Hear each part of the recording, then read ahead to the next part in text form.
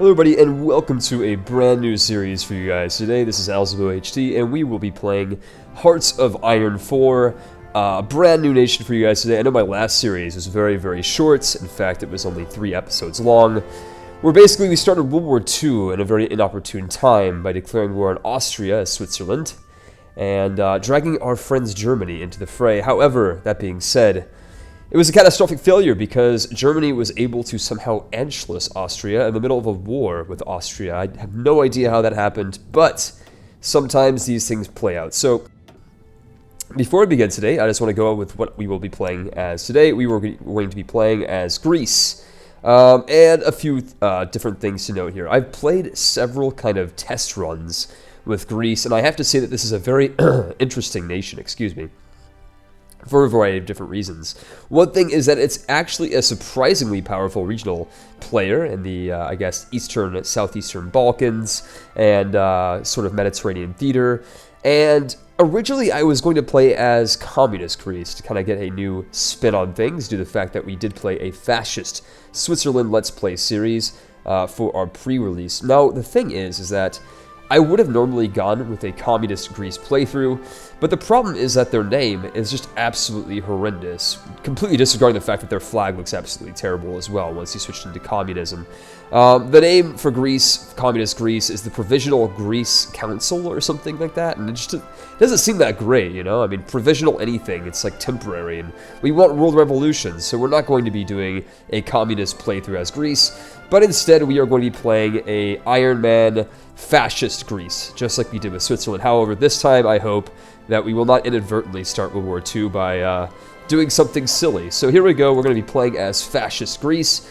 Let's go ahead and name this save, Make Greece Great Again, right? That's the thing we're going to be doing. We're going to be taking back Istanbul, we're going to be taking out the kebab, maybe even taking out Bulgaria, and in the future, you know, we definitely have some expansion opportunities here in Yugoslavia and Romania, not to mention eastwards, looking towards the Comintern, as we will eventually switch into fascism. So here we go, this is our first episode. What are we going to start with here? So, as with any game in Hearts of Iron 4, our first focus is going to be, well, whenever you're playing as a country that is not the system of government that you want, you usually want to go with political effort. Of course, this particular focus tree is different for minor nations, but it's the same tree that we had in the Switzerland Let's Play series, so it should be at least a little bit familiar to some of you. So right from the get-go, we do have some free civilian factories. We're going to put them to work immediately by making some more civilian factories, right? So we're going to be using civilian factories to make civilian factories. And now the reason we're doing this is because we only have 8 factories, 8 civilian factories that is, and we want to increase this number quite a bit so that eventually we can just start pumping out military factories once we have enough of them, right? For trading goods, for steel, for oil, all of that great stuff. We need civilian factories for those. In addition to the fact that each civilian factory speeds up the production of other constructions, such as military factories, so that's always a good thing. Now, here we go. Greece, much like Switzerland, unfortunately only has 3 tech slots, unlike the major powers that start with 4. Now, the good thing is that this is not a, you know, a Middle Eastern power like Iran or a South American power like Argentina or Peru that only start with 2 research slots. So I guess we're not, you know, exactly incredibly well off from the get-go with only having 3 research slots, but our research will be better than that of our neighbors. I think Turkey only has 2, maybe they have 3 for being a decently sized regional power. Of course, they're more powerful than us at the moment, but that will surely change here in a minute. So where are we going to go with our first research slots? Well, I will be researching electronical mechanical engineering, just like our last Switzerland playthrough. This will speed up our research time, which is always a good thing. Now, that being said, I'm going to be skipping the industry for now, just because our second national focus will actually give us 50% research bonus for industry. So we're not going to do that just yet. We're going to kind of min-max our way through here for the time being. And instead, we're going to be focusing on some things that will make our army a little bit more powerful. So something I haven't noticed, or rather haven't mentioned in the last playthrough, because I think I was pretty bad at Hearts of Iron the last time I played, is the fact that you can kind of add artillery and basically support equipment to your main regiments. And now this is a very good thing because this will increase our combat effectiveness once we finally go to war. So let's go ahead and research Artillery 1. That's a very good idea from the get-go. In addition to perhaps researching something pretty basic, such as special forces and motorized crew, or maybe even just researching support weapons right here at the beginning of the game. So we're going to go ahead and research support weapons 1. That's fine. Again, we will work on some other things later. This is just for provisional, kind of from the first turn onwards. So free military factories, this is usually something that's pretty normal, something that we normally see here.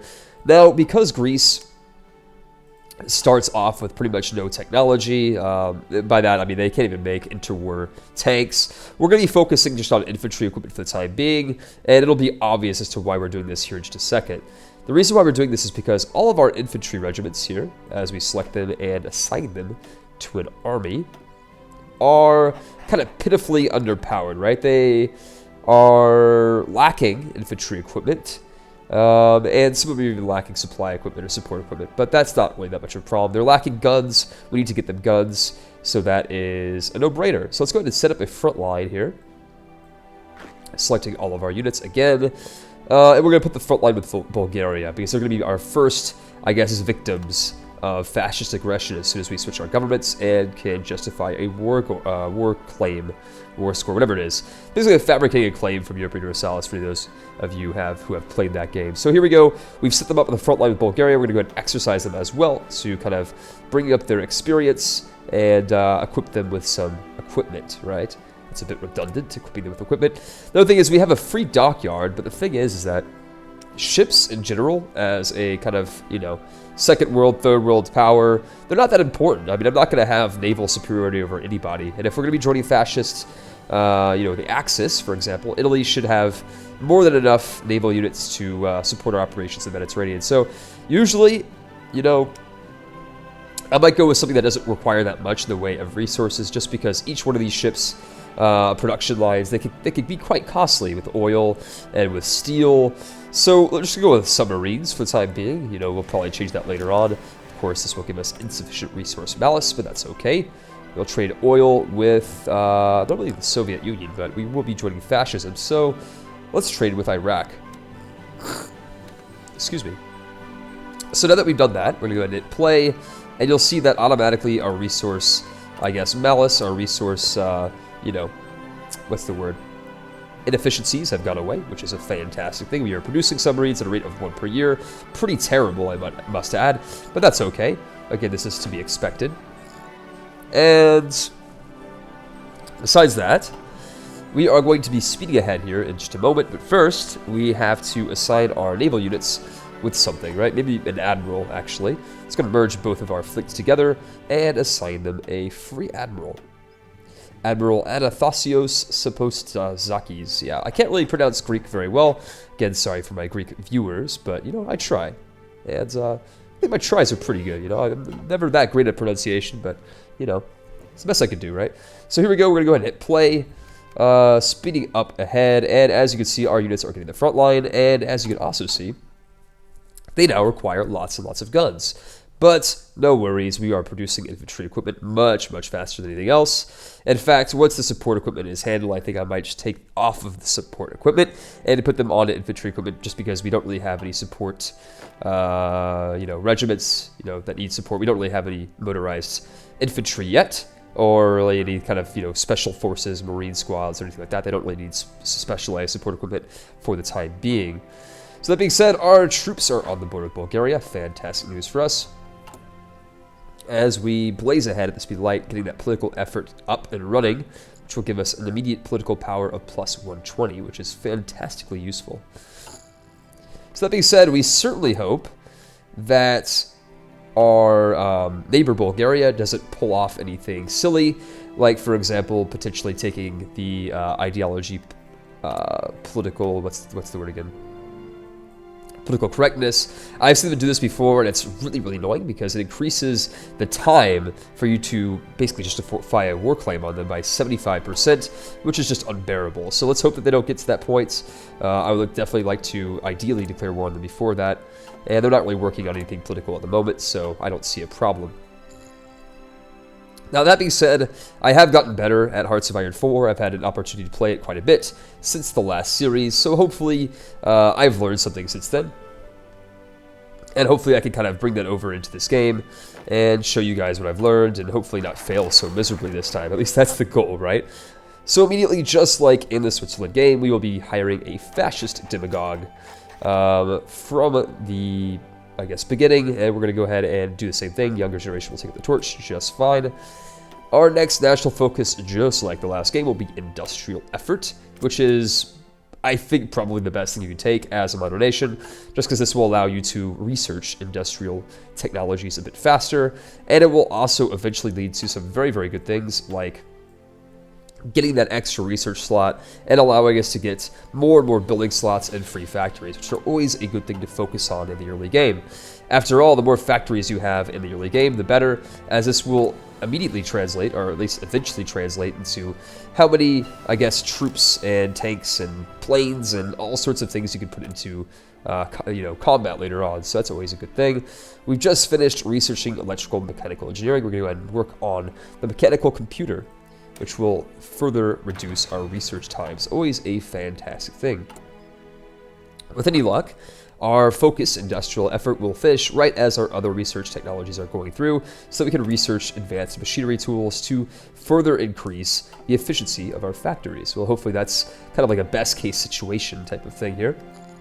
As you guys can see, our troops are still training and getting some equipment. Of course, they are lacking in both support equipment and infantry equipment, but they will get there eventually. That being said, everything so far is going just peachy with our production figures and our recruitment. Speaking of recruitment, let's go ahead and set up some infantry production lines. That could be pretty good. Let's see. We'll produce 2 of you in parallel, and we'll set up the production center as being in Central Macedonia for when these soldiers are ready to go.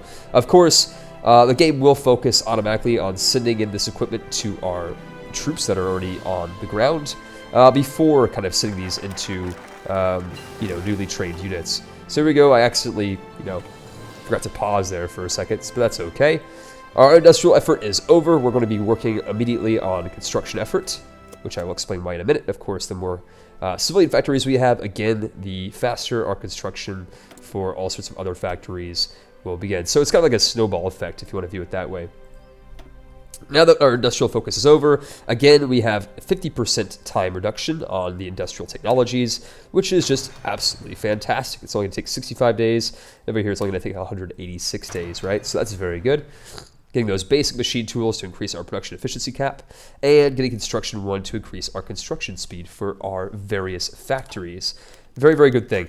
Whoa, whoa, whoa, whoa. Civil war for fascism. Now, this is going to be a problem because our fascist ideology only has a 27% popularity, whereas everything else combined has, say 73%. So we're not going to go for civil war immediately, as we will be, more than likely completely destroyed. So let's go ahead and unite the people first and rule them. We don't want, again, to get into that early game civil war, which may or may not mean that we cannot recover from it, right? That would be pretty disastrous. So in terms of late game plans for Greece, right? Because we are kind of hemmed in here in the southeastern Balkans, right next to our enemy Turkey, and all sorts of other potential enemies like the Soviet Union, right? Well, the great thing about Greece is that we start off with a foreign claim, or foreign core, on Istanbul, right? Or Constantinople, whoever you're asking, right? Well, we're Greece, so we're going to be referring to this as Constantinople, and we want this clay back because in 1453, 1453, we were kicked out of this territory. The Byzantines lost it, of course, to the Ottoman Empire, and we just want this territory back. Turkey, so we will be taking it back as soon as we are able to. Unfortunately, this will definitely mean declaring war on them, but more on that in a minute. We can now modify our government once again, which is a great thing. We have 150 political power, which again we can use to buy advisors or even change the way our government works. I would really like to work with partial mobilization, which will get rid of this awful civilian economy, which reduces the time, or rather increases the time it takes to make factories. But unfortunately, I cannot do this until we have 15% world tension, or until we've overthrown our government and proclaimed ourselves a fascist dictatorship. So until then, we will be working on making Georgios Popandro our political advisor, which will increase our political power gain. Always a very good thing to have a silent workhorse on our team. Now, that being said, going back to the production lines, we could see that we definitely have a severe need for guns. And what other way to get guns is there than making more military factories, right? We'll focus on that in a minute. So again, our research is going quite slowly. Our basic machine tools will be done here in a minute, and our construction effort will also be done here in just a minute. So that's always a very good thing. Being said, basic machine tools is done. Let's go ahead and work on increasing our industrial capacity by working on the next step, either by going with concentrated industry or with improved machine tools. We'll work on them later because we're a bit ahead in time. So again, we'll be working on concentrated industry because, again, I'm not really too worried about being bombed as Greece. So this will increase our factory output. Always a very, very good thing to go down. So let's go ahead and select that. Our construction effort has completed, which means that we've gotten a free civilian factory. Always a fantastic thing. We're going to work on construction effort 2 to get yet another factory while checking on Bulgaria to make sure they're not working on anything like political correctness, which could make our future ambitions a bit more difficult to achieve. Right, so the Spanish Civil War has just popped. Again, there's about a 50-50 chance for Republican or Nationalist Spain to win. Of course, we want Nationalist Spain to win, and if we weren't going to be involved in a war with Bulgaria in about the next 2 years, we would send some volunteers. But as kind of like the second or third world's country, you know, we don't really want to get involved too much at the moment. We have our own fish to fry, so to speak. Excuse me. So as the event pop-up just said, assuming our fascist popularity gets to 50%, we will automatically overthrow the government. So we need to work on getting fascism in power, right? Republican Spain wants military access. Nope. We are fascists. We want to support nationalist Spain. And again, I don't really know why Spain always requests military access, especially when you're like halfway across the Mediterranean in Greece. You know, I don't really know any reason in particular why they might want to station troops here in Athens. But, you know, again, the AI is a bit tricky, as this is just, you know, a few weeks after the release of the game. And again, I do apologize for kind of like the lull in production of my videos. Again, I've been very busy, and I'm actually very, very close to leaving France and going back into my home country, where I'll be able to produce these videos at a much faster rate, probably 1 or 2 a day, where my upload speed is actually, you know, parallel with the amount that I can put into these videos. So get ready for more videos. Of course, this series will be very, very interesting, and I'm going to finish up and wrap up the other series that I have, like for Universalis 4 and the Civilization 1 as well. So keep in touch with that. We just completed construction effort 2. Time to work on infrastructure effort, and well, actually no. We're gonna go work on collectivist ethos. This will get rid of the Democratic Party in our nation, which is over here. They have 8 seats, popularity of 8.72%. So this party will ultimately dissolve, and hopefully... Whoa! Okay. So we're already fascist. Very, very fast. This is actually the fastest I've ever seen it. So we don't really have to finish collectivist ethos, although we should probably work on it anyways, whatever. But this is very, very good news, because now we could go ahead and justify a war goal, right? Basically a claim to take their country over. So let's go ahead and fabricate a claim on, well, normally, and I'd like you guys to put this in the comment box below if you know the answer to this, but I'm not sure if I only fabricate a claim on Sofia if I could take over the entire country, or if for every province I want to take in a war, I have to fabricate a claim for.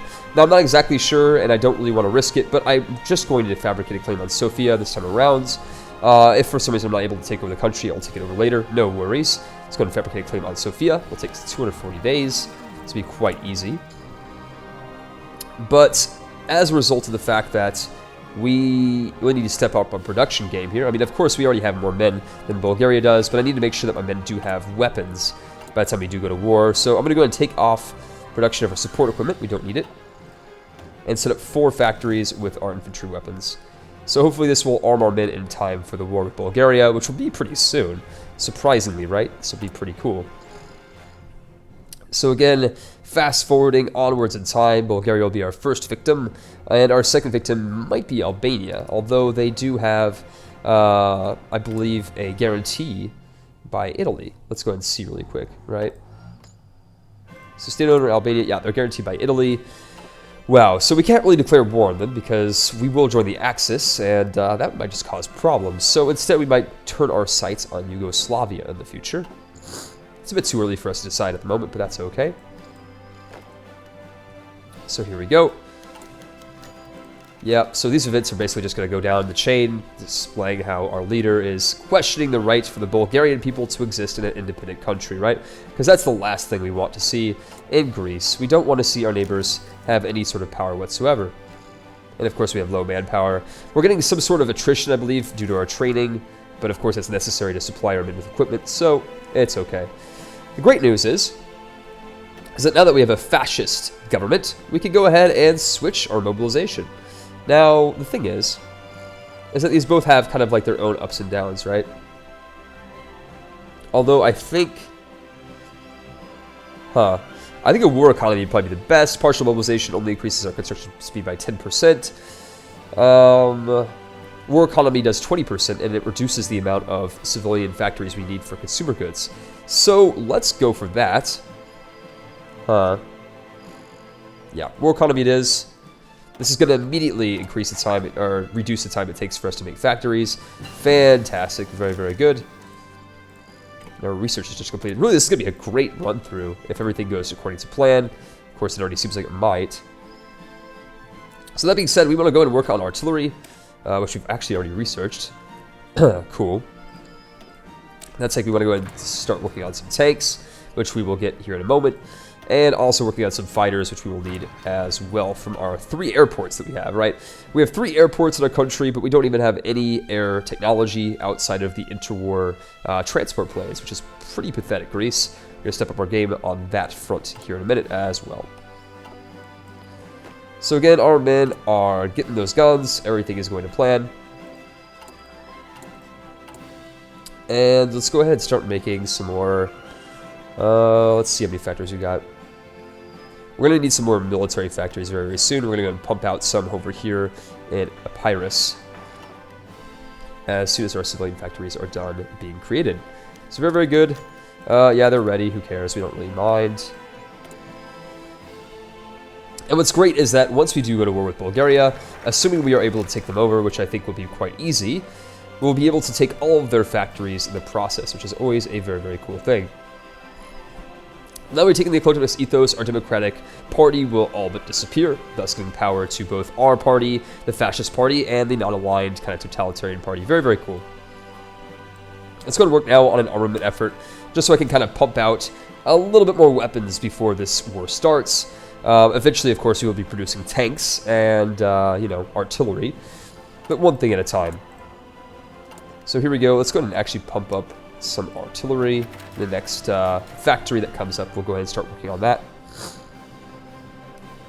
Very, very good news there. Of course, we do have some low manpower. I'll probably change the conscription here in a minute. Once we get 150 political power, we can change it to, I believe, partial conscription or extensive conscription, which will give us a lot more manpower to work around with, which is always a very, very good thing. Of course, these do have downsides, but again, what doesn't have downsides, it's okay. We don't mind either way. We'll be done fabricating on them in June. So let's go and see if we can't go ahead and hire some more men. Okay, we can't, because we're still working on producing more infantry for our front line. So let's go and work on some more industrial tech. Very, very good to work on this early on, so it'll benefit us in the late game. In this case, I've chosen to do Construction 2, which will further increase the speed of our constructions, mainly our factories here in the early game. So our second civilian factory that we have made is almost up, and then we can focus on pumping out some more military factories, which is what I want to focus on here in a minute. And once the armament effort goes up, we will be working on making some artillery pieces, which are what we need. And let's go ahead and work on armament effort 2, just to get the second one out there. No template, yeah, I'm well aware. So we're making artillery, but we don't have a template to use it for. We'll work on that in just a minute. By going over here to recruit and deploy, and editing our... can't even pronounce that, our infantry template, basically. And by going over here to this handy-dandy support screen, we're going to add a support artillery and hit save to change the things over here. So now that that's been taken care of, you'll see that we need 264 total artillery to supply each of our infantry regiments. Now, they'll arrive pretty soon, I do believe, at least momentarily, which is always a good thing. And the great news is that our manpower is so low that we could go ahead and change limited conscription to extensive conscription. This will give us a lot more manpower to work around with, but unfortunately, this will increase the training time of our troops. But we don't really care about that. That's okay. You'll see we went from like 10,000 to almost 200,000. So very much needed and necessary turn of events. And our men are still pumping out infantry weapons. Again, I'm not sure if we'll have enough to go from the get-go, right, as we are able to declare war, but we might want to hold off on declaring war in Bulgaria until we absolutely need to. That is to say that after, a period of 2 or 3 months, once our, casus belli will no longer be eligible, we need to work on taking them out in that window. Another really cool thing I like about Fascist Greece, right? I haven't zoomed out yet to show you guys, but it's named the National Union of Greece, which is pretty cool, and the flag is also pretty sweet. Now, again, the communist flag looks terrible for Greece, and the communist name of Provisional Union of Greek States is just really stupid. So, again, that's why I decided to go fascism. I know that otherwise it would be kind of silly to go fascism as I've done it before. So here we go. We need steel. Looks like our second military factory's gone up, and what better place to get steel than the German Reich, which is who we're going to be allied with here in a minute. So we're pumping out some towed artillery. Of course, it's going to take time for these factories to get acclimated to the production of them. Production efficiency is very, very low at the moment, but it will increase in time, which is always a fantastic thing. And let's go ahead and see the constructions. After our military factories are up, we might want to make some more civilian factories, actually. So let's go ahead and focus on making some more here in the Peloponnese after our military factories are up and running, right? That's the thing. And the other thing is that we will eventually need some support equipment. So let's go ahead and put that back up on the drawing board. And here we go. Let's go ahead and work now on getting infrastructure effort up, as this will allow us to work on getting some more factories. Very, very good. So far, so good. The war will happen very, very soon, I believe in May, so stay tuned for episode 2. Of course, this episode isn't over just yet, but episode 2 will be all about how we go to war with Bulgaria, and hopefully it will be an astounding success. At least that's what I'm hoping for at the moment. Yeah, we're speaking against Bulgaria. Always a very, very good thing.